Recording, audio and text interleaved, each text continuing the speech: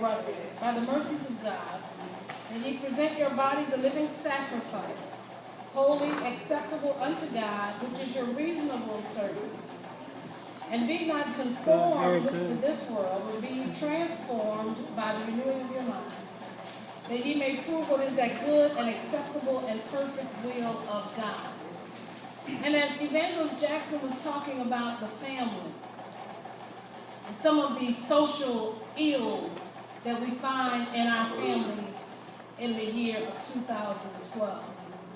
Some of the social ills that are so prevalent in our families that many people have been deceived into thinking that they are normal. Mm-hmm. They have been deceived in thinking that they are normal. But for those people, they need to hear the word of God. Yes. And they need to understand that their deviant behavior is contrary to the will of God. That's right. Whether or not you have any written laws on your books in Belize that protect our little children from sexual abuse, the Bible, the law of God, cries out against it. Yes. That's right. Makes it wrong. That's right.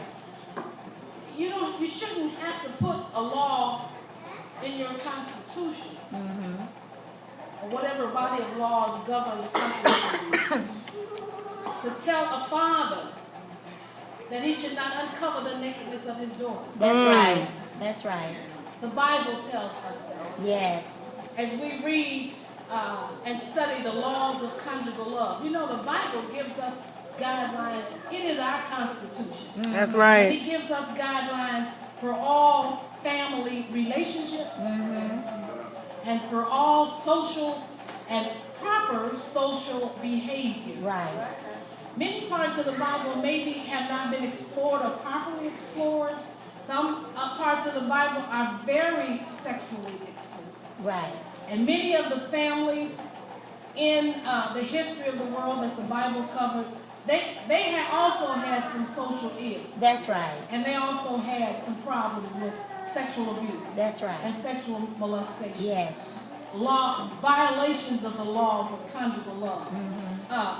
The Bible tells us very clearly what relationships are honorable, what relationships are dishonorable. That's right. Man should not look on the nakedness of his mother, of his mother-in-law, or of his father's wife, who may even be his stepmother. He should not look on the nakedness of his sister-in-law, his wife's sister, certainly not his sister. All of these guidelines are given to us in the Word.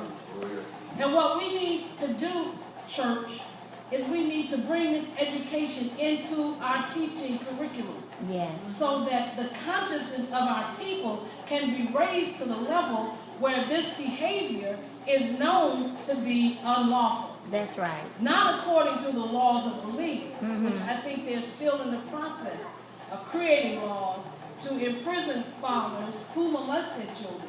But it's been in the law of God since the law was given to Moses. Yes. The Levitical law was given to Moses when he was up on Mount Sinai. That's right. And included in this Levitical law, sometimes we think it was just the Ten Commandments. But it wasn't just the Ten Commandments. The Ten Commandments basically outline, or give us an outline of the descriptive law that God gave to Moses. But he clearly defines what relationships are honorable, what relationships are dishonorable. That's right. And as Sister Jackson said, when these laws of God are violated, we have need for healing. Yes. Right. We become unhealthy. That's right. And many lives, not only are they lost, sometimes the babies, the children are so young when they're violated that they don't even survive it. That's right. That it takes their life. That's right. Because their little bodies are not mature enough and developed enough to even survive such an assault. That's right. Jesus. But then you have your older young girls whose bodies are beginning to bud. And it's not that their bodies cannot accomplish or accompany the assault, but it's their emotional instability that's not ready for it. That's it. And emotionally, they are destroyed. That's right. And sometimes they never heal. That's right. And we as adults and as parents and as guardians and keepers of God's people. You do not have to be a parent or the blood parent in order to intervene in these types of situations. We need to be watchful. We need to watch our children, and we need to protect them. Mothers. We have to protect our little girls. That's right. And we need to teach them that they can trust us and they can tell us anything. Yes. And that if anybody, no matter who, crosses certain lines and disrespects certain barriers, yes, they need to come to us. That's right. And then when they come to us, we need to respond properly. Yes. How many of you saw the movie Precious? I don't know if it was, you got a chance to see it here in Belize, the movie Precious. A young actress won an Academy Award. But it was about an African-American family that was so sexually, there was so much sexual abuse in the family, the immorality. The father began having, molesting his little daughter when she was just like 2 months old. Just a little baby in the bed when he and his wife. It started. And as she grew up, it was a social norm.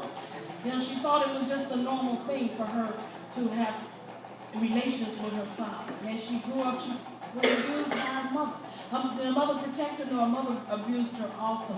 I was very hurt that a movie like this depicting such a stage of immorality in the African American family went to Hollywood and won an Academy Award.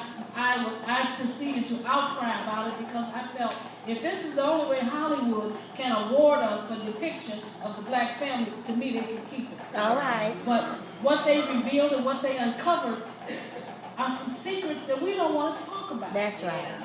You know, we sweep it under the rug. We've had sexual abuse even in our churches in America. That's right. We've had pastors who've molested young boys. Many churches have lawsuits pending and have made settlements because pastors were accused and convicted of being pedophiles, which is molesting the young children that have been brought into the church to be ministered to by them. They've taken advantage of them. But you know, we've got to cry out against it. We've got to talk about it. Some things it's uncomfortable to talk about. And because we find it uncomfortable to talk about, we don't. But then we don't educate our children so that when these things are presented to them, their red flag goes up and they realize that this is not right, it is not normal, it is not healthy, and I'm going to tell what? My mama. Right. That's right. I'm going to tell my mama. Yes. And when they tell you, mothers, you need to take action. That's right. And you need to take action. Sometimes the mother takes the side of the man. That's she right. doesn't want to lose him. That's it. She feels that she can't survive if this man is not in the house. And so she covers her eyes and she turns her head. And she allows him to continue to abuse. Sometimes just her daughter, sometimes his daughter and her daughter. That's right. But God is going to hold mothers responsible because the mother is the anchor of the family. And the family either survives or it does not survive based on the mother.